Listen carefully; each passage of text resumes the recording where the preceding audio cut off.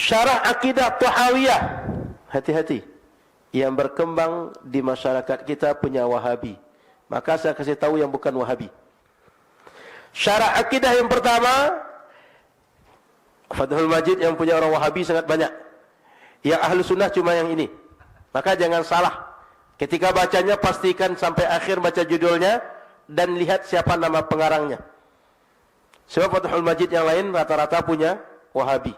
Kalau Imam As-San'ani, kitab Subulus Salam, beliau itu bukan orang Ahlu Sunnah. Beliau Syiah Zaidiyah. Sebanyak anak membaca Al-Quran di pondok ini kita mendapatkan pahala. Sebanyak anak sholat di tempat ini kita mendapatkan pahala. Belum lagi di saat mereka menjadi ulama. Harapan kami, pesantren terus berkembang. Dan husnudzon kami akan berkembang. Maka dari itu, kami ajak Anda, para perindu ridha Allah, ayo kita ikut andil dalam besarkan pesantren ini. Semoga dari pesantren keluar ulama-ulama penerus dakwah baginda Nabi. Amin. Maka jangan ragu untuk bergabung. Inilah orang cerdas. Kalau kita mengandalkan ibadah kita melakukan sholat sebanyak apapun sangat terbatas. Ngaji Quran sangat terbatas. Tapi kalau kita ikut andil dalam program besar semacam ini, sebanyak anak membaca Al-Quran di pondok ini kita mendapatkan pahala. Sebanyak anak sholat di tempat ini kita mendapatkan pahala. Belum lagi di saat mereka menjadi ulama. Inilah kerjaan orang-orang cerdas. Maka ayo menjadi cerdas hari ini. Jangan ragu, sisihkan rezeki Anda. Dan tidak cukup sampai di sini. Ajak orang lain. Kapan Anda mengajak orang lain, Anda mendapatkan pahala biarpun orang itu belum mengikuti ajakan Anda. Ajak sebanyak-banyaknya. Dan di saat Anda mengajak, jangan meremehkan. Mungkin kelihatan orang itu tidak, seolah-olah tidak akan membantu. Ajak saja. Silahkan sisihkan rezeki Anda langsung ke Pesantren Nurul Azhar Bank Syariah Indonesia, nomor rekening 147-666-6666 atas nama Yayasan Tabung Wakaf Umat. Dan jika terbuka hati Anda lalu Anda berderma, jangan ragu. Sertakan kode transfer 01 di akhir nominal transfer dan atau konfirmasi ke nomor 0852 6541 6060. Itu adalah nomor admin yayasan. Dan setelah itu, setelah Anda berderma, puji syukur, bersyukurlah kepada Allah karena Allah telah memilih Anda untuk bisa berjuang. Nuhibbukum fillah. Assalamualaikum warahmatullahi wabarakatuh. Itu karena Quran dan Sunnah ini kalam Allah, wahyu Allah yang tak mudah dipahami. Artinya perlu banyak ilmu untuk bisa dipahami. Maka mereka habiskan usia mereka untuk berkhidmah. Lalu para ulama ini ketika mereka mempelajari Al-Quran dan Sunnah, sudah barang pasti ketika mereka memahami agama, pijakan pertama mereka Al-Quran dan Sunnah. Maka tugas inilah yang kita lanjutkan. Berkhidmah untuk agama, berkhidmah untuk Al-Quran dan Sunnah, agar Al-Quran dan Sunnah bisa diamalkan. Sebab dakwah kita mendakwahi umat agar beribadah kepada Allah, agar beragama dengan benar, agar mempraktekkan agama dengan benar. Kita tak mengajak kepada yang lain. Oleh karena itu, inilah yang akan kita lanjutkan dalam berkiprah di masyarakat, berkhidmah, mengamalkan Quran dan Sunnah, menyampaikan Quran dan Sunnah. Hanya saja para ustadz dan ustazah, Quran dan Sunnah itu isinya banyak. Ayat Quran saja 6.000 lebih, hadis Nabi sangat banyak. Kalau dihitung sanadnya yang beragam, jutaan hadis itu. Tapi semua ajaran itu muaranya cuma 3. Untuk diyakini, untuk diamalkan, dan untuk jadi akhlak bagi setiap kita. Tak lebih dari itu. Apapun ilmunya, sebanyak apapun tafsirnya, di situ ada beberapa tafsir, ada tafsirul kabir, ada tafsir Mafatihul Ghaib, Tahrir wa Tanwir, ada tafsir Ibnu Katsir. Semua tafsir yang luas itu ujungnya satu di antara 3 ini saja. Untuk diyakini, mohon maaf, ujungnya untuk 3 ini saja. Untuk diyakini, untuk diamalkan, artinya bentuk perbuatan fisik kita. Kalau diyakini itu sifatnya adalah dalam diri kita. Kemudian untuk jadi akhlak. Pembahasan masing-masing ilmu, kalau untuk ilmu yang diyakini, ilmu tauhid, ilmu akidah, disebut juga ilmu usuluddin, dan berbagai istilah, banyak namanya untuk ilmu ini. Bagi umat Islam, ketika masalah akidah, itu kalau ingin sesuai dengan Quran dan Sunnah, ingin sesuai dengan Rasulullah, mesti ikut ahlus sunnah wal jamaah. Ahlu artinya kelompok, rombongan orang. Sunnah adalah, tadi sudah jelaskan soal fitri, sunnah Rasulullah. Artinya orang, jamaah atau kelompok masyarakat yang ikut sunnah. Sunnah siapa? Rasulullah. Wal jamaah, jamaah ini sahabat Rasulullah. Artinya ahlu sunnah wal jamaah mengikuti akidah Rasulullah dan akidah sahabat Rasulullah. Timbul pertanyaan, siapa yang dimaksud dengan ahlu sunnah wal jamaah? Para ustaz, para ustazah yang dirahmati Allah Subhanahu wa taala, istilah ahlu sunnah ini akan jumpa oleh kita ada dua histori. Satu, penafsiran sahabat Ibnu Abbas ketika menjelaskan wujuhu yauma tabyaddu wujuhu wa taswaddu wujuh. Di akhirat nanti ada orang yang wajahnya cemerlang, ada orang yang wajahnya gelap. Yang wajahnya cemerlang itu yang disebut oleh Ibnu Abbas sebagai ahlu sunnah wal jamaah.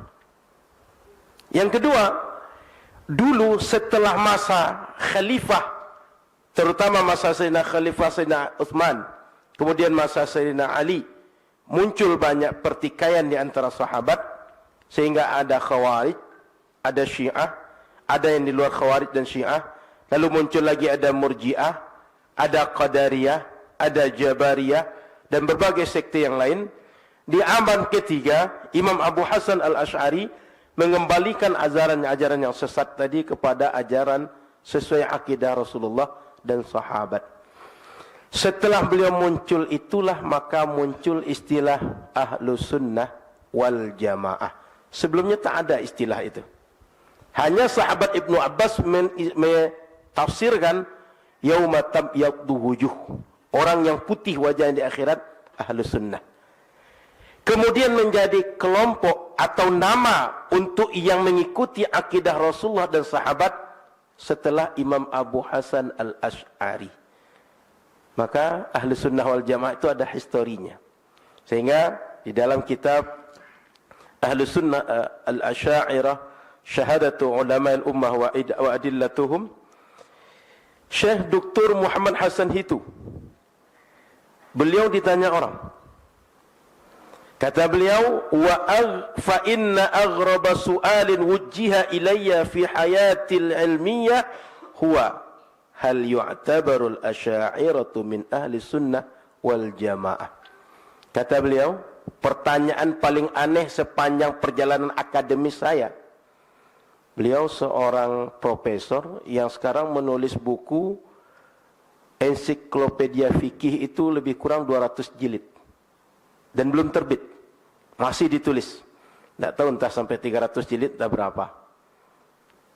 Saya tak terbayang entah berapa rak itu untuk 200 jilid itu gitu. Lagi nulis beliau. Beliau pernah rektor di stai Imam Syafi'i Cianjur, orang Syria. Apa kata beliau? Pertanyaan paling aneh, paling janggal sepanjang hidup saya sebagai orang alim, orang bertanya, apakah Asy'ariyah masuk ahlu sunnah? Kenapa? Karena sejak dulu asal ditulis dalam kitab-kitab ilmiah dan dibicarakan dalam berbagai ruang ilmiah, yang dimaksud ahlu sunnah adalah pengikut Imam Abu Hasan al-Ash'ari. Sehingga kalau ada orang bertanya, itu adalah pertanyaan orang yang tidak tahu, bukan pertanyaan orang yang alim, tapi justru menunjukkan dia tidak punya wawasan sejarah, tidak punya wawasan tentang ilmu keislaman, tidak kenal dengan literasi mereka. Jadi orang tak paham, bukan orang berilmu yang seperti itu. Maka ustaz dan ustazah, kalau kita ingin mengikut ahlu sunnah wal jamaah, itu adalah kuncinya mengikut keyakinan Imam Abu Hasan al-Asy'ari dan pengikut beliau. Imam Ibn Khaldun bercerita, dulu umat disibukkan dengan bagaimana beramal dengan hadis Rasul. Ketika mereka disibukkan untuk bertanya bagaimana beramal, muncul Imam Syafi'i, muncul Imam Abu Hanifah, muncul Imam Malik, muncul Imam Ahmad bin Hanbal, dan banyak mujtahid di masa itu. Sehingga setiap orang yang ingin beramal dengan Quran dan Sunnah, selesai oleh para mujtahid itu. Tak ada masalah. Lewat masa imam itu, imam yang paling muda itu Imam Ahmad bin Hanbal, meninggal tahun 241 Hijriah. Yang paling dahulu meninggal Imam Abu Hanifah, 150 Hijriah. Lalu setelah masa imam ini, baru mulai di masyarakat muncul pemahaman menyimpang. Ada khurafat, ada orang yang ikut hawa nafsu dalam beragama. Maka disitulah muncul Imam Abu Hasan al-Asy'ari dan Imam Abu Mansur al-Maturidi. Lalu umat ikut dua imam ini, sehingga selesai masalah akidah, masalah khurafat, masalah yang membuat syubhat dalam agama, sehingga orang ikut dua imam ini saja. Oleh karena itu, kenapa masyarakat kita mengikut mazhab yang empat dan akidahnya Imam Abu Hasan al-Asy'ari? Karena dua orang imam ini punya ranah yang berbeda satu dengan yang lain. Bukan karena akidah mereka tak sama, tapi kepentingan, kepakaran, dan fokus masing-masing imam berbeda. Sementara kita, agama untuk diyakini, agama untuk diamalkan. Pedoman kita dalam masalah keyakinan, Ahlus Sunnah wal Jamaah. Pedoman kita untuk beramal, ini pembahasannya fikih. Siapa yang kita ikut? Mazhab yang empat. Untuk kita di Indonesia, mazhab Syafi'i. Tak bisa tidak. Kalau kita beramal dengan mazhab Hambali, dengan mazhab Hanafi, atau yang lain, jangan-jangan kita sendiri tak paham dengan yang kita ajarkan. Kenapa? Tak pernah belajar mazhab Hanafi. Ada ustaz-ustazah pernah belajar mazhab Hanafi? Mazhab Hambali? Mazhab Maliki? Tak mungkin. Orang tak punya air, ngasih air ke orang lain. Orang tak punya spidol, tak mungkin ngasih spidol ke orang lain. Yang bisa ngasih spidol, yang punya spidol. Maka di Indonesia sejak dahulu yang diajarkan, kitab-kitab yang ada, guru-guru yang mengerti masalah fikih, fikih mazhab Syafi'i. Itu sebabnya di seluruh Nusantara ini yang diajarkan mazhab Syafi'i. Ustaz, boleh tidak orang mazhab selain Syafi'i? Silahkan. Tapi dia punya tanggung jawab dengan mazhabnya. Artinya, betul kitabnya, betul gurunya, dan beramal sesuai dengan mazhabnya.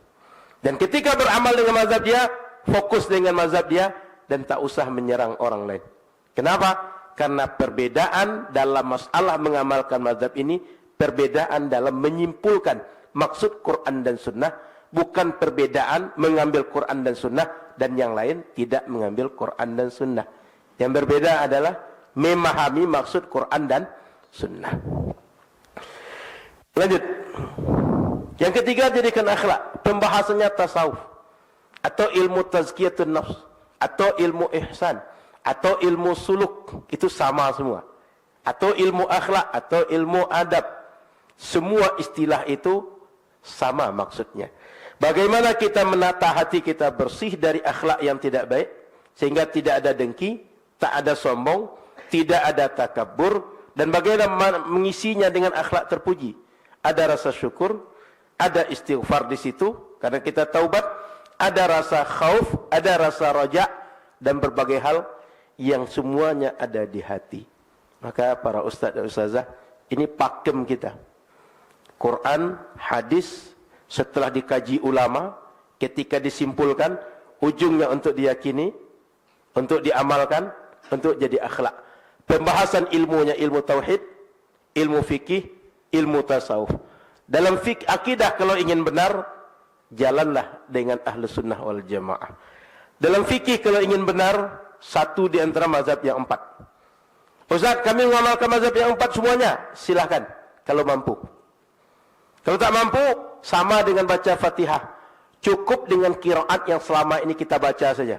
Tak usah paksakan dengan qiraat Warash, tak usah dengan qiraat Qalun, tak usah qiraat yang lain, qiraat Hafaz saja. Kenapa? Cuma itu yang kita mampu.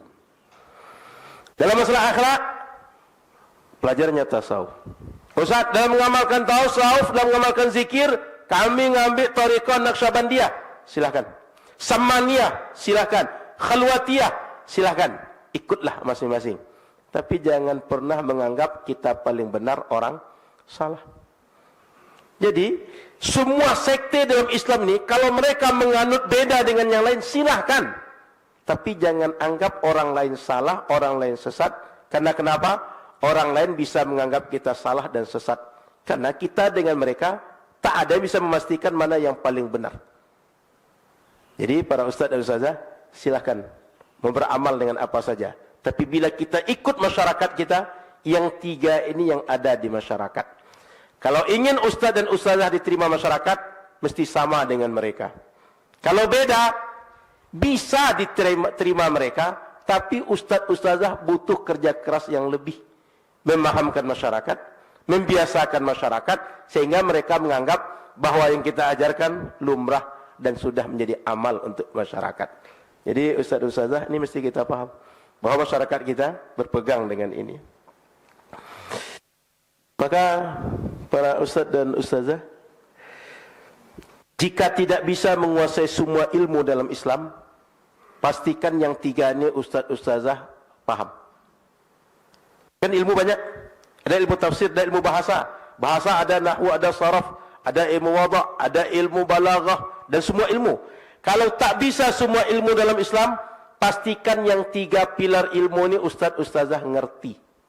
Akidah, fikih, akhlak atau tasawuf.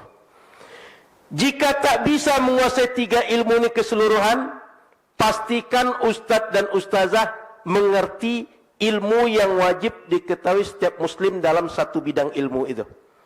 Apa dalam akidah yang mesti kita tahu? Apa dalam fikih yang mesti kita tahu? Apa dalam akhlak yang mesti kita tahu? Lebih dari itu, biar para alim yang mendalaminya. Kita yang tidak alim, cukup yang paling pokok saja. Maka bagi masyarakat, kalau kita ingin ajarkan, kalau ingin kita dakwahkan, ajarkan yang paling pokok yang masyarakat mesti beramal. Contoh, setiap orang mesti sholat. Kalau dia sudah mukallaf, mesti sholat. Pastikan kita ngerti ilmu sholat dan bisa mengajarkan ilmu sholat. Ramadan mau datang. Setiap orang memenuhi syarat untuk wajib puasa, dia mesti puasa. Pastikan ilmu tentang puasa, semua kita bisa. Kalau ada di antara ustaz-ustazah akan berangkat haji, pastikan sebelum berangkat haji, tahu ilmu tentang haji. Maka para ustaz dan ustazah, jika tak bisa semua ilmu dalam Islam, minimal yang tiga ini kuasai. Kalau tak bisa semua tiga yang ini dikuasai, pahami, kuasai, dan ajarkan yang paling pokok bagi setiap muslim dalam tiga ilmu ini harus tahu. Tak boleh orang muslim tidak tahu. Mesti kita tahu. Maka dakwah kita, kalau kita ingin apalagi mu'allaf yang kita dakwahi, pastikan yang paling dasar ini mereka tahu. Kita bisa ajarkan kepada mereka. Sehingga kalau ada yang bertanya, kurikulum mu'allaf itu apa Ustaz? Yang paling dasar ini kita ajarkan. Setelah itu, baru tiga ilmu ini. Setelah itu kalau dia ingin lebih mendalam, baru luaskan ilmu mereka dengan ilmu yang lain. Kalau belajar dalam kitab Ta'limul Muta'alim, apa ilmu mesti pertama dipelajari? Disebut ilmu hal. Apa ilmu hal itu? Ilmu yang wajib diketahui setiap orang di saat dia mesti beramal dengan agama. Kalau pedagang, ilmu tentang berdagang mesti tahu. Maka para ustaz dan ustazah, pastikan yang fardu ain ini kita tahu. Para ustaz dan ustazah, ketika kita belajar, ketika kita menguasai ilmu agama, orang tak akan menguasai kecuali empat ni dia punya. Apa yang empat ni? Pertama, aklun rajah. Otaknya bisa untuk diisi dengan ilmu. Standarnya enggak terlalu idiot lah gitu. IQ-nya cukup lah gitu. Jangan di bawah 70. 70 ke atas lah gitu. Akalnya kuat, siap menerima ilmu. Kalau tak siap dipaksakan betul, tak akan masuk dia. Maka kalau orang akalnya siap untuk belajar, diisi, jadi insya Allah. Yang kedua, Syekhun Fattah, guru yang membukakan jalan untuk kita. Para ustaz dan ustazah, buku yang banyak itu, kalau kita belajar dengan guru yang menguasai buku itu tak mesti membaca buku itu sampai selesai. Sehari mungkin terkuasai semua isi buku itu, jika yang mengajarkan paham semua isi kitab itu. Guru mempersingkat langkah kita, memperpendek waktu kita, dan guru mengajarkan kita selamat dari salah. Ustaz dan ustazah, ini sering juga saya ceritakan. Simpel-simpel saja contoh yang ingin saya contohkan. Jika kita mengandalkan, Ustaz boleh saya belajar otodidak, silahkan. Tapi pastikan benar. Saya pernah mencontohkan di sini. Ini habbatu sauda. Habbah biji, jintan. Sauda hitam. Tapi coba kalau diartikan, habbah ini ditambah titiknya jadi hayyatun sauda, ular hitam. Yang berbeda cuma satu titik, tapi artinya dari jintan hitam jadi ular hitam. Andaikan kita tak bertanya kepada guru dan tak ada yang meluruskan kita, ini orang akan mengamalkan setiap orang sakit dikasihnya ular hitam. Satu titik cuma.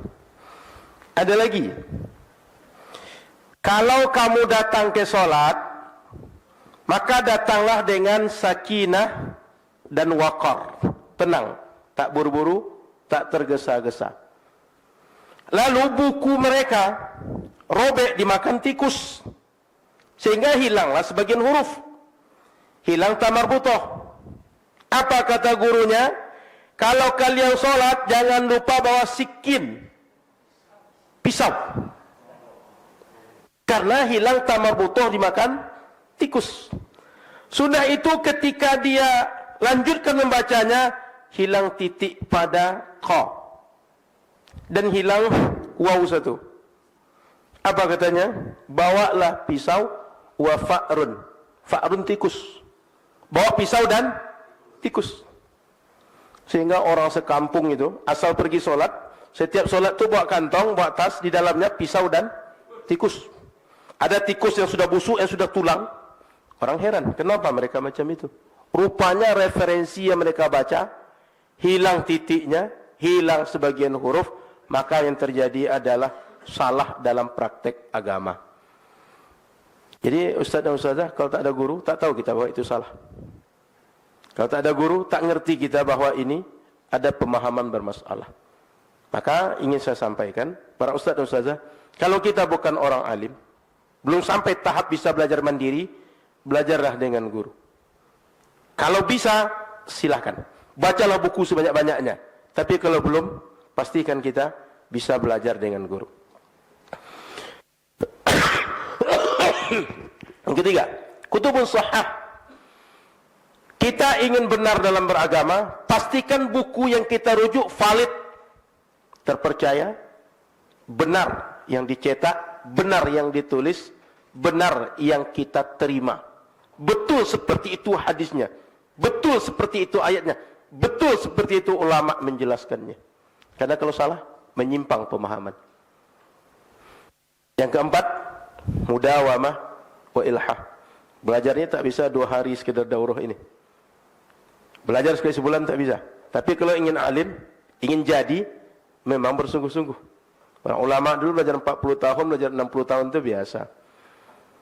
Para ulama mencari satu riwayat hadis dari Baghdad ke Madinah itu biasa. Kita kalau ingin seperti mereka, mesti berusaha dikit, mesti rajin. Ya, setidaknya kalau ada kajian, kalau ada kegiatan daurah, kita bisa ikut. InsyaAllah terbuka banyak dalam masalah ilmu. Tapi kalau kita tak siap melalui ini, maka kita tak bisa untuk mendapatkan ilmu. Poin saya adalah, ada kutubun shahah. Ketika kita ingin menyampaikan ke masyarakat, pastikan buku-buku yang kita rujuk valid. Pastikan Syekhun Fattah ketika menerima ilmu, ilmu kita valid, dan itu yang kita sampaikan ke masyarakat. Jangan sampai ke masyarakat nanti kita tidak ngerti dan dipaksakan menyampaikan yang tidak mengerti. Kita tak paham, dipaksakan menyampaikan yang tak paham. Maka pastikan ustaz dan ustazah penuntut ilmu harus selektif dalam memilih guru dan referensi. Begitu juga ketika menyampaikan ke masyarakat, mesti setiap yang kita tahu, yang kita sampaikan, yang tidak kita tahu, jangan paksakan. Bila perlu bertanya, bertanya. Bila perlu minta penjelasan pada orang lain, minta penjelasan. Maka kata Imam Muhammad bin Sirin di dalam Sahih Imam Muslim, "Inna hadzal ilma din. Fanzuru amman ta'khuduna dinakum." Ketika kita belajar, pastikan kita belajar dari orang yang benar, dengan sanad ilmu yang teruji sampai kepada sumber daripada sanad ilmu, dengan kitab-kitab yang valid, pemahamannya benar, karena ilmu kita akan menjadi agama bagi kita. Maka perkataan Imam Muhammad bin Sirin ini dijelaskan oleh Imam Al-Munawi di dalam Faidul Qadir. Apa kata beliau? Yang dimaksudkan dengan hadzal ilm itu adalah al-ilmu syar'i, ilmu syariat. Pastikan valid ilmu syariat yang kita pelajari. As-sadiqu bit-tafsiri wal hadisi wal fiqhi wa usulid din wa usulil fiqh wa yalhaqu biha alatuha. Ilmu itu ilmu tafsir, ilmu hadis, ilmu fikih, usuluddin akidah, usul fikih, ilmu bagaimana menjelaskan metodologi memahami hukum, dan semua alat untuk semua ilmu-ilmu ini. Jadi ilmu yang kita pelajari itu, apa saja ilmu itu, akan melekat pada diri kita sebagai agama bagi kita. Kenapa? Karena ilmu itu akan menjadi ilmu untuk tafsir Quran, untuk penjelasan hadis Nabi, fikih, usuluddin, usul fikih dan segala macam. Sehingga akan kita amalkan, akan kita yakini, akan jadi akhlak bagi kita. Fanzuru ay ta'ammalu amman ta'khuduna dinakum. Renungkan betul, pikirkan betul, pilih betul dari siapa ilmu kita ambil. Ay fala ta'khudud dina illa amman tahaqqaqtum kaunahu min ahlihi. Maka ambillah ilmu dari orang yang kau pastikan dia memang ahlinya. Dan kita pun ngerti setelah itu. Lalu yang ngerti itu kita pahamkan kepada orang. Wa fil Injil, di dalam Injil kata beliau, hal yastati'u a'ma ayyakuda a'ma. Apakah orang buta bisa menggiring orang buta? Orang buta menggiring orang buta ke masjid bisa? Orang tak tahu menggiring orang tak tahu bisa? Maka alaysa yaqa'ani kilahuma fi bi'r. Tidakkah orang buta kalau berdua berjalan, yang terjadi semestinya masuk ke sumur? Orang tak tahu dengan orang tak tahu. Orang buta tak bisa melihat, menggiring orang tak bisa melihat. Apa yang terjadi? Celaka keduanya. Begitu juga dengan kita. Maka ustaz dan ustazah, pastikan kita jangan sampai berguru dengan orang buta. Kita jadi orang buta, murid kita pun orang buta. Jadilah orang bisa melihat di antara orang buta tadi. Maka pastikan ilmu diambil dari ahlinya, orang yang memiliki otoritas. Pastikan ilmu diambil dari referensi yang otoritatif. Jadi ustaz-ustazah mungkin hari ini tak setiap saat belajar, tapi mungkin akan mengkaji, mungkin akan membaca, mungkin akan mengutip dari buku. Maka pastikan ketika mengutip bukunya, buku yang bisa untuk jadi tempat mengutip, yang bisa diambil ilmunya, tervalidasi untuk bisa kita amalkan. Agar ujungnya sesuai mengamalkan Quran dan Sunnah, yang tadi kita yakini, yang tadi kita amalkan, yang tadi jadi akhlak bagi kita. Kita tak ingin keluar dari Quran dan Sunnah. Yang mesti kita lakukan adalah mengajarkan agama sesuai Quran dan Sunnah. Para ustaz dan ustazah, berceramah itu seni. Betul tidak? Itu seni ustazah, bukan ilmu. Buktinya, orang asal rajin bicara, banyak jam terbangnya, tak ada bahan bisa berceramah. Apalagi banyak bahan. Tapi ada orang berilmu, tak pandai dia melatih diri berbicara di hadapan orang lain, tak pandai dia berceramah. Tapi disuruh kasih kitab, bacakan kitab, jelaskan kitab, pandai dia. Berceramah tak pandai dia. Sama dengan kita. Awalnya tak pandai bawa mobil, dipinjamkan mobil, berlatih bawa mobil. Apa yang terjadi? Mahir bawa mobil setelah itu. Ceramah itu gitu, seni, fun. Maka makin kita latih, makin bisa kita menguasai medan, makin luas dalam berbicara. Ketika kita berceramah ke masyarakat, itu mirip menulis. Ada pesan yang ingin kita sampaikan. Ada sesuatu yang ingin kita sampaikan pada masyarakat. Saya kutip, kata Imam Jamaluddin Al-Qasimi fi Qawaid At-Tahdits, qad qalu yanbaghi alla yakhlu tasnifu min ahadil ma'ani tsamaniyah allati tasannafa laha al-ulama wa hiya, orang kalau menulis itu pasti satu di antara 8 itu tujuannya. Apa dia? Ikhtira'u ma'dum, menemukan sesuatu yang selama ini tak ada. Bagaimana santri ini kalau menulis bisa duduk di atas kursi, nyaman menulis, buatlah meja setinggi ini. Apa namanya yang biasa satu lagi, Ustaz? Rehal. Bagaimana Quran jangan sampai sama tinggi dengan kaki, agak tinggi dari kaki kita tapi enak dibaca, dibuat rehal. Bagaimana supaya tahajud kita punya Quran besar, bisa dibaca, dibuatlah tempat berdiri mushaf, sehingga enak ditengok, mata kita lurus ke mushaf, mushafnya ukuran besar. Ikhtira' ma'dum, menemukan sesuatu yang selamanya belum ada. Bagaimana Nurul Azhar punya peci, ada pula logo di sini. Tengok orang macam mana caranya. Oh, rupanya dibordirkan. Tinggal beli pecinya, bordir sendiri. Jadi ikhtira' ma'dum. Sudah itu, jam'u muftariq. Semua informasi yang tersebar dikumpulkan. Semua informasi yang tidak terkumpul dalam satu tempat dikumpulkan, sampaikan ke masyarakat. Atau takmilu naqis, menyempurnakan yang kurang. Atau tafsilu mujmal, merincikan yang penjelasnya global. Semua orang palas tak boleh makan jengkol. Itu kan global. Timbul pertanyaan, kalau orangnya sehat? Kalau orangnya masih muda? Kan timbul pertanyaan. Maka dirincilah. Yang orang palas tak boleh makan jengkol itu yang sudah tua. Yang kalau berjalan itu sudah payah menahan buang air kecil. Contoh. Maka dirincikan. Au-Ta'dzib Mutawwal. Kitab yang panjang, yang banyak, yang isinya berbagai cabang dijelaskan di situ, diringkas. Sehingga mudah dihafal, mudah diingat. Poin-poin inti dapat. Ceramah itu gitu. Menyampaikan yang belum rinci, menyampaikan yang selama ini masih kurang, yang masyarakat tidak tahu, yang selama ini informasi tersebar jadi terkumpul.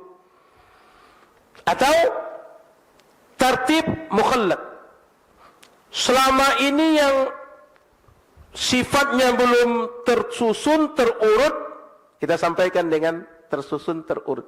Sehingga masyarakat itu ketika belajar itu mudah untuk memahami, mudah untuk mengamalkan. Rukun salat ada berapa? 13. Dari mana? Dari kesimpulan hadis. Hadis itu banyak. Oleh ulama dikumpulkan, maka mudah. 1 niat, 2 berdiri, dan seterusnya.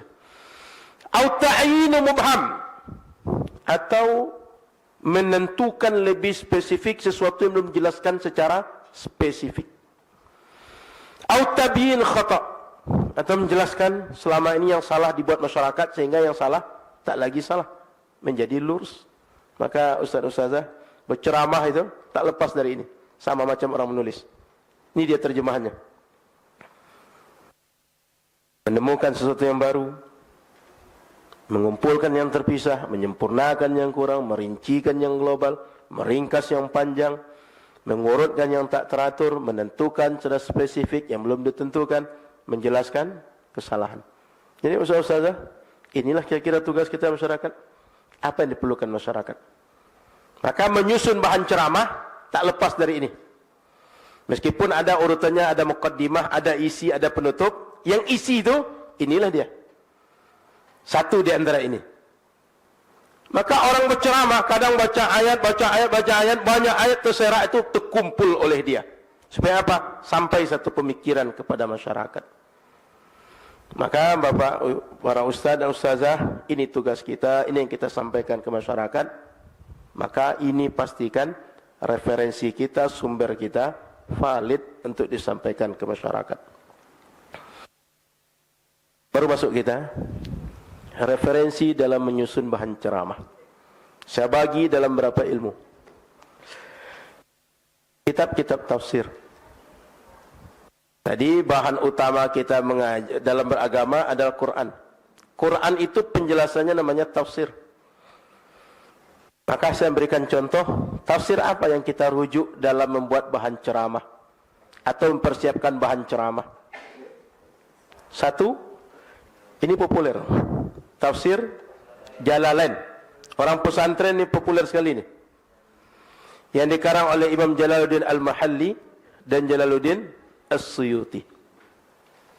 Kalau payah memahami kitab tafsir Jalalain, buka Hasyiah As-Sawi Alal Jalalain. Karena Jalalain itu tafsirnya ringkas sekali. Kenapa ringkas? Sebab berupaya memudahkan para pemula belajar. Memudahkan orang untuk menguasai 30 tafsir yang ringkas. Maka qiraatnya disebutkan di sini ada qiraatan, ada wajhan, tapi tak disebutkan qiraat siapa. Kenapa cara bacaan seperti itu? Apa beda qiraatnya? Enggak disebutkan. Kalau payah memahami, carilah Hasyiah As-Sawi ala Al-Jalalain. Ada lagi yang populer, ini biasa dipakai di Al-Azhar untuk anak senawiyah belajar tafsir. Tafsir An-Nasafi. Pernah dengar? Itu An-Nasafi. Nun sin fa. Tafsir An-Nasafi. Sudah itu tafsir Al-Quranil Azim Ibnu Katsir. Itu ada di situ. Yang hijau atas. Tafsir Ibnu Katsir. Ini populer. Masyarakat rata-rata merujuk ini. Dan juga sudah ada terjemahan. Dan sudah banyak versi terjemahannya. Sudah itu apa lagi? Tafsir Al-Wasit. Imam Muhammad Said At-Tantawi. Ini juga mudah tafsirnya. Tidak ribet memahaminya. Cuma mungkin kita tak punya. Kalau nanti mencari di internet, cari PDF-nya, Tafsir Al-Wasit. Ini 12 jilid seingat saya. Besar juga tafsirnya. Sudah itu lebih spesifik. Tafsir Al-Jami' li Ahkamil Quran, Imam Qurtubi. Ini pembahasannya. Setiap ada ayat Quran yang ada pembahasan hukum, dia membahas dengan panjang lebar di situ. Ini lumayan banyak juga jilidnya. Maka para ustaz-ustazah kalau ingin bahas ayat Quran, pembahasannya spesifik masalah amal, masalah fikih, tengok Al-Jami' li Ahkamil Quran. Sudah itu Rawai'ul Bayan, tafsir ayatil ahkam li Muhammad Ali As-Sabuni. Ini tafsir ayat-ayat hukum. Tak semua ayat Quran ditafsirkan. Yang ada penjelasan hukum saja beliau tafsirkan. Ini tak terlalu tebal. Ada lagi tafsir ayatil ahkam li Muhammad Ali As-Sais. Ini juga sama, tafsir ayat-ayat hukum. Kata Imam Al-Ghazali, dalam Quran itu cuma 500 ayat yang menjelaskan secara langsung tentang hukum. Selain itu, bisa juga dipahami ada hukum di situ, tapi tidak secara makna yang dekat, tapi makna yang jauh. Maka tafsir-tafsir yang di bawah ini, kalau Ustaz ingin tahu bagaimana penafsiran Al-Fatihah, penafsiran A'udzubillah, penafsiran Bismillah, bagaimana mazhab ulama dalam masalah itu, buka tafsir ini. Semua ayat hukum dibahas dalam 2 tafsir terakhir ini, dan yang di atas, yang nomor 3 dari bawah, itu lebih luas pembahasannya. Kitab-kitab hadis, Al-Arba'un An-Nawawiyah, dan syarahnya. Imam Nawawi punya keduanya. Ini familiar bagi kita. Rata-rata sudah belajar ini. Rata-rata kita mengkaji ini. Baik di pesantren, daurah, di masjid-masjid, dan banyak tempat. Sudah itu, di antara syarahnya yang juga dikaji oleh sebagian masyarakat, di kita ada yang mengaji di An-Nur, Al-Fathul Mubin, Bisyarhil Arba'in Ibnu Hajar Haytami. Imam Amin Yono tadi, itu mengaji ini di An-Nur. Fathul Mubin ini. Yang tadi subuh, Tahsin. Beliau ngajar ini, Fathul Mubin, Syarah Arba'in. Kemudian Jamil Ulumul Hikam Imam Ibn Rajab Al-Hambali. syarah dari Arba'un Nawawiyah, tambah berapa hadis beliau tambahkan. Sehingga ada jumlah 50 hadis dalam kitab itu. Sudah itu Riyadhus Shalihin min kalami Sayyidil Mursalin. Dikarang Imam Nawawi. Hadis-hadis Nabi, tapi ini ranahnya akhlak rata-rata. Maka pembahasannya mulai dari bab taubat, istiqamah, syukur, istighfar, dan seterusnya. Dalilul Falihin li turuqi Riyadhus Shalihin li Muhammad Ali bin Muhammad Allan. Syarah daripada Riyadhus Shalihin. Jadi kalau ustaz-ustazah payah memahami Riyadhus Shalihin, tidak tahu siapa periwayatnya, tidak tahu maksudnya, buka Dalilul Falihin. Ada lagi syarah Riyadhus Shalihin yang ringkas. Cuma satu kitab tebal dia. Syarah Riyadhus Shalihin min kalami Sayyidil Mursalin tawdih wa bayani li daqa'iqil ma'ani wa bada'il ahkam fil ahaditsin nabawiyah asy-syarifah li Muhammad Ilyas Barah Barah Bangkawi. Ini baru muncul. Ulama India. Baru. Ini ringkas sekali, enak dengan syarah Riyadhus Shalihin yang ini. Kalau Dalilul Falihin 4 jilid. Kalau kitab ini cuma 1 jilid saja, tapi agak tebal. Macam At-Tahrir Tanwir itu, yang tengah itu macam itu 1 buah. 1 buah aja, ringkas, enak bacanya. Tapi tetap bahasa Arab. Sudah itu Bulughul Maram min Ahaditsil Ahkam Ibnu Hajar Al-Asqalani. Kitab-kitab hadis yang menjelaskan tentang hukum, Bulughul Maram. Ini kalau pesantren kita belajar. Biasanya syarahnya Subulus Salam. Ada syarah yang terbaru juga, baru meninggal juga orang yang mengarangnya, I'lamul Anam, syarah Bulughul Maram min Ahadisil Ahkam lil Ustaz Dr. Nuruddin Aitir, ulama Syria. Baru meninggal beliau. Saran saya bagus pakai kitab ini. Hanya saja beliau ini Hanafi. Sehingga ketika membahas tentang mazhab-mazhab, biasanya beliau mentarjih mazhab Hanafi. Tapi untuk keilmuan, untuk hadis, bagus penjelasan beliau. Karena beliau ulama hadis. Dan banyak karangan dalam masalah hadis. Kalau Imam As-San'ani, kitab Subulus Salam, beliau itu bukan orang ahlu sunnah. Beliau Syiah Zaidiyah. Lanjut. Kitab akidah lagi. Kitab apa yang kita rujuk dalam akidah? Dan kitab apa yang kita ajarkan? Dan kitab apa yang akan menjadi referensi kita? Sehingga apa saja masalah, ustaz-ustazah pastikan membahas kalau masalah akidah dengan kitab referensi akidah. Sebagai gambaran umum ustaz dan ustazah, akidah itu pembahasan pokoknya hanya 3 saja. Tak lebih dari itu. 1, ilahiyat.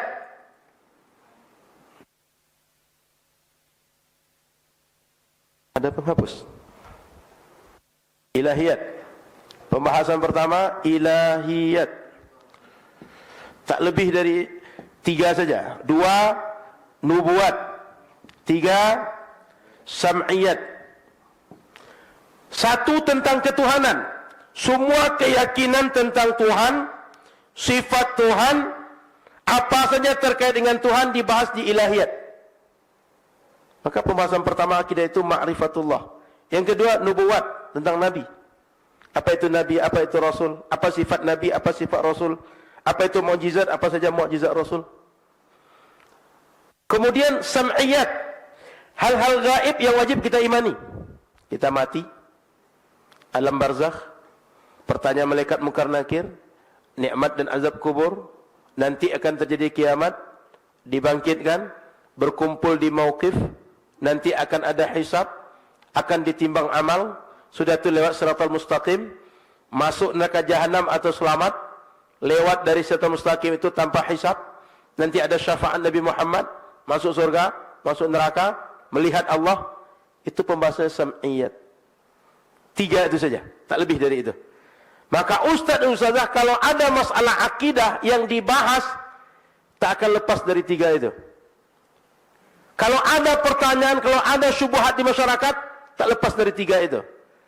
Maka kalau ingin membahasnya, yang paling dasar, Jala'ul Afham bi Syarhi Aqidatil Awam. Pengarangnya orang Indonesia, orang Pujon, Jawa Timur. Syekh Kiai Haji Ihya Ulumuddin. Beliau mengaji dengan Abu Ya Muhammad Sayyid Al-Maliki dulu.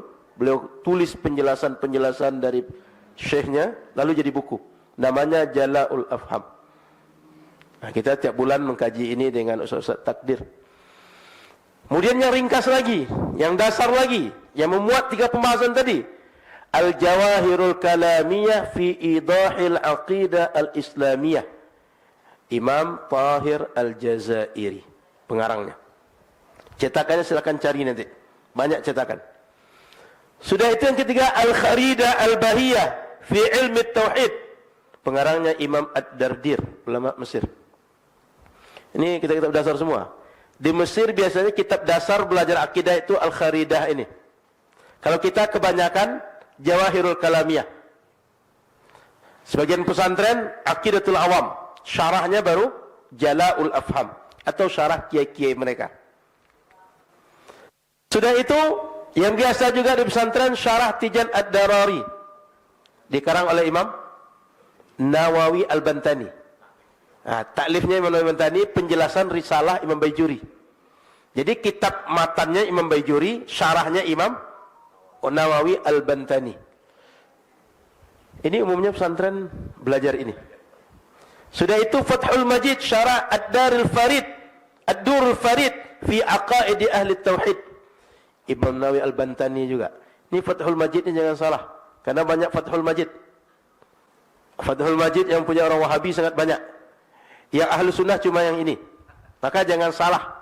Ketika bacanya pastikan sampai akhir baca judulnya dan lihat siapa nama pengarangnya. Sebab Fathul Majid yang lain rata-rata punya Wahabi. Maka saya tulis lengkap-lengkap dengan penulisnya juga. Jangan sampai salah membacanya nanti dan salah dalam mencari Fathul Majid yang mana. Suatu Al-Husun Al-Hamidiyah lil Muhafazah 'ala al-Aqaid al-Islamiyah li Sayyid Husain Afandi Al-Jisr At-Tarabulsi. Jadi ini sebagian pesantren juga pakai ini, Al-Husun Al-Hamidiyah. Ya Ustaz ya? Sebagian pesantren hanya memakai kitab-kitab Tijan Ad-Darari, Jawahirul Kalamiyah, tak pakai Al-Husun Al-Hamidiyah. Tapi banyak memakai ini. Sepertinya Al-Wasliyah rata-rata pakai ini.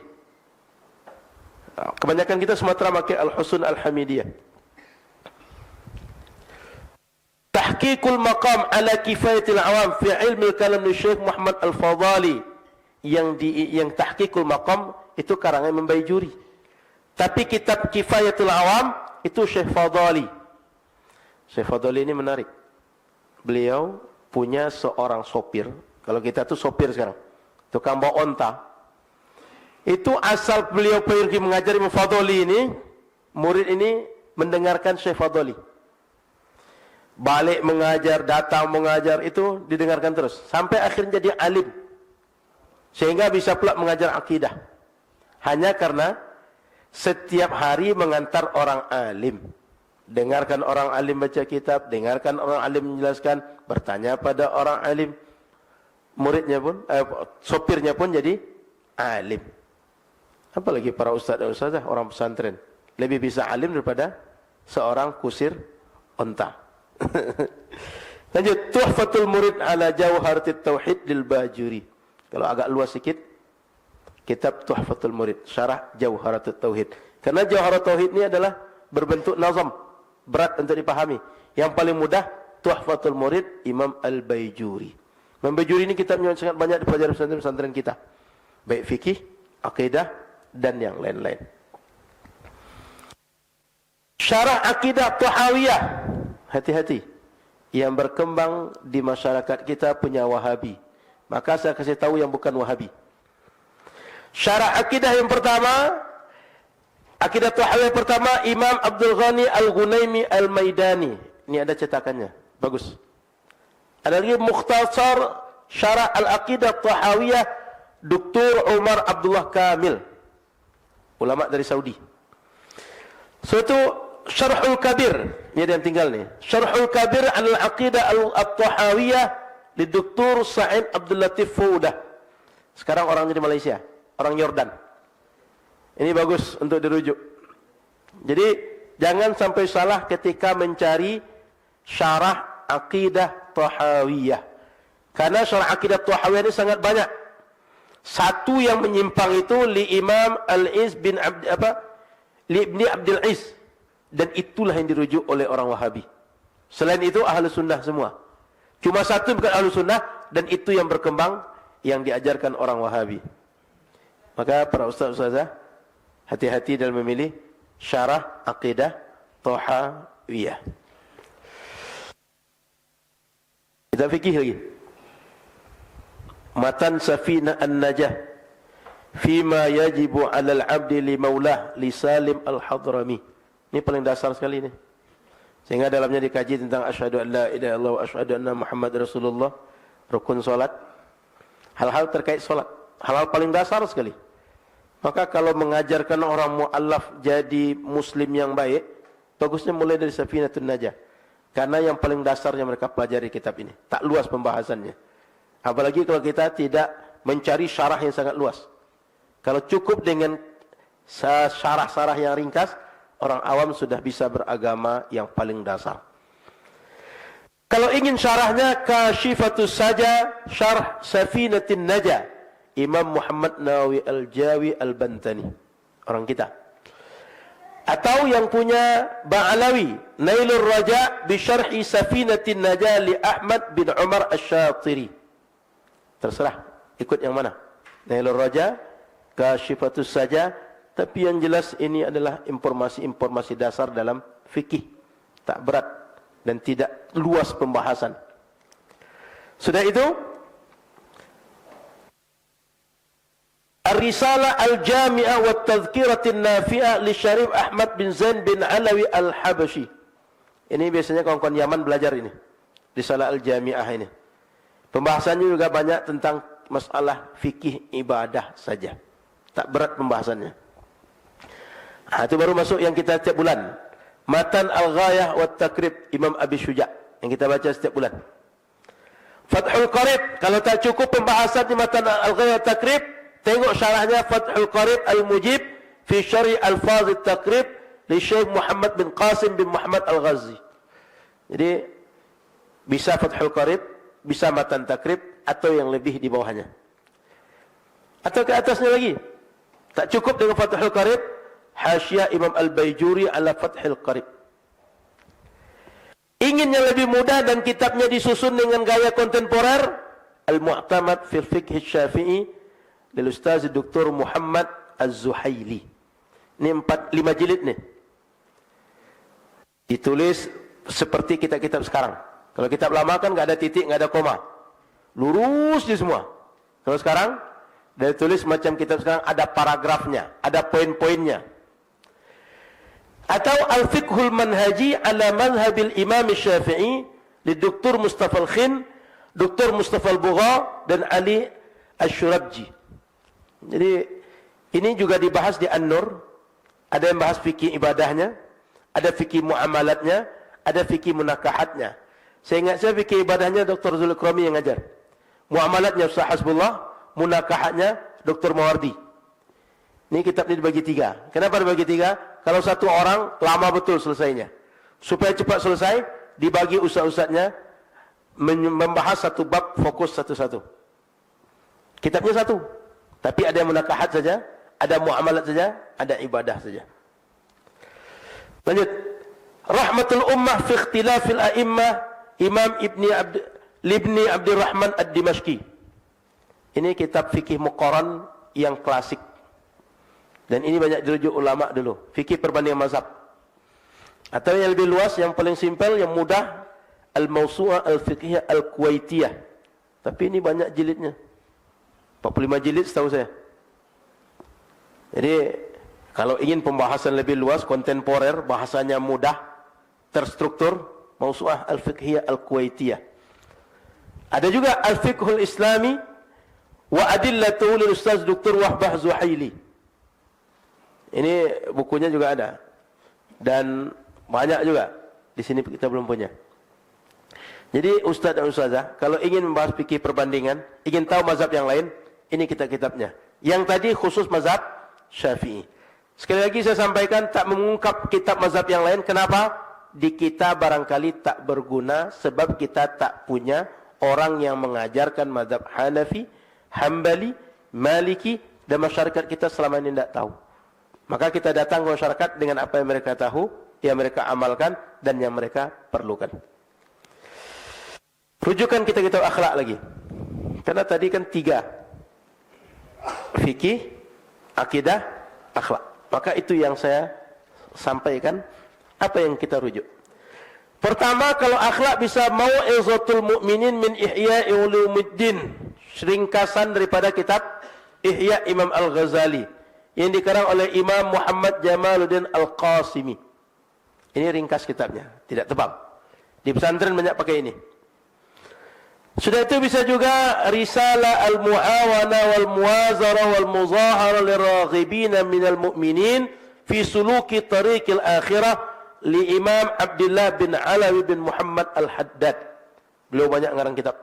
Di antaranya kita amalkan Ratibul Haddad. Ini kitab akhlak. Dalamnya ada fikih juga, ada akhlak juga. Ini juga mudah, enggak berat kitabnya. Ada kitab Marakil Ubudiyah. Ini dibaca kan? Dibaca sore nanti. Syarah Bidayah Al-Hidayah kitab Imam Al-Ghazali, dan syarah ini dibuat oleh Imam Muhammad bin Umar An-Nawawi Al-Bantani. Kitab aslinya Bidayah Hidayah, penjelasannya Marakil Ubudiyah. Orang kalau ingin Ihya Ulumuddin pastikan Marakil Ubudiyah dulu, Bidayatul Hidayah dulu, baru naik ke atas. Sudah itu yang sering juga kita baca Nasaihul Ibad, Syarh ala Munabbihat ala Isti'dad li Yaumil Ma'ad, Imam Ibnu Hajar Al-Asqalani. Ingin lebih luas, Iqazul Himam fi Syarh Hikam Ahmad bin Muhammad bin Ajibah, Imam Ibnu Ajibah.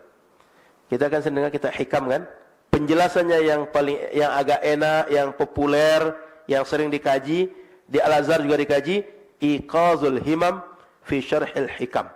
Kalau terjemahan bahasa Indonesia sudah banyak, di antaranya Syekh Soleh Darat yang dari Madura. Kemudian banyak lagi syarah hikam yang lain, bahkan yang kontemporer itu 5 jilid, Dr. Muhammad Said Ramadan Al-Buti juga membuat syarah Al-Hikam ini. Tak usah yang panjang-panjang, yang ringkas saja. Sudah itu Ihya Ulumuddin li Hujjatil Islam Abi Hamid Al-Ghazali. Tadi ringkasannya, ini kitab induknya. Yang terakhir, ini kalau bisa ustaz-ustazah punya bagus nih. Mausu'atul Akhlaq, I'dad Al-Qismil Ilmi bi Muassasati Durar Saniyah, Isyraf Al-Syekh Alawi bin Abdul Qadir As-Saqqaf. Ini setiap masalah akhlak itu dibuat mulai dari pengertian, kemudian penjelasan dari definisi, kemudian dalil Quran, dalil sunnah, kemudian penerapannya, contoh-contohnya, dibuat sistematis. Macam skripsi-skripsi sekarang, macam tesis sekarang. Jadi enak, sistematis, sehingga sekali pertemuan, misalnya pertemuan sekarang syukur saja, pertemuan besok ikhlas saja, pertemuan berikutnya tentang istighfar saja. Itu enak. Sekali pertemuan satu judul. Lebih dari 200 tema akhlak dibahas di sini. Akhlak mahmudah, akhlak madmumah. Satu tema dimulai dari ta'rif, dalil, kemudian contoh, penerapan di masyarakat, dibuatkan di kitab-kitab ini. Di kitab Mausu'atul Akhlaq ini. Ini bagus kalau ustaz-ustaz punya, dan boleh cari PDF-nya untuk bahan pengajian, bagus sekali. Ada lagi Al-Adhkar min kalami Sayyidil Abrar lil Imam An-Nawawi. Isinya akhlak, wirid, zikir, adab. At-Tibyan fi adabi hamalatil Quran, Imam Nawawi juga. Ini lebih kepada bagaimana interaksi dengan Quran, mengamalkan Quran, beradab dengan Quran, bagaimana seorang ahlul Quran, orang belajar Quran, orang mengajarkan Quran, dan seterusnya. Ta'limul muta'allim turqut ta'allum lil Imam Az-Zarnuji. Ini yang sering pakai santri di pesantren. Adab menuntut ilmu. Ustaz-ustazah silakan. Mana saja mau dirujuk. Tapi yang jelas ini di antara rujukan. Familiar di pesantren, familiar di masjid musholla, familiar bagi orang alim, familiar bagi masyarakat kita. Seperti yang saya sampaikan tadi, semua yang akan kita buat dalam agama ini untuk kita yakini, untuk kita amalkan, untuk jadi akhlak. Semua yang kita amalkan, kita yakini dan kita jadikan akhlak, sumbernya Quran dan sunnah. Tak ada sumber yang lain. Dan ketika kita ingin menyampaikan ke masyarakat 3 pilar tadi, referensinya sudah kita sampaikan sebagian yang populer, yang untuk orang pelajar dasar dan pelajar tingkat menengah. Sehingga tak perlu orang yang sangat ahli betul baru bisa merujuk kitab-kitab ini. Itulah pengantar diskusi kita siang hari ini. Kita lanjut dengan diskusi tanya jawab sampai nanti dianggap cukup dan kita tutup sesi yang ke-9 ini. Silakan Ustaz dan Ustazah.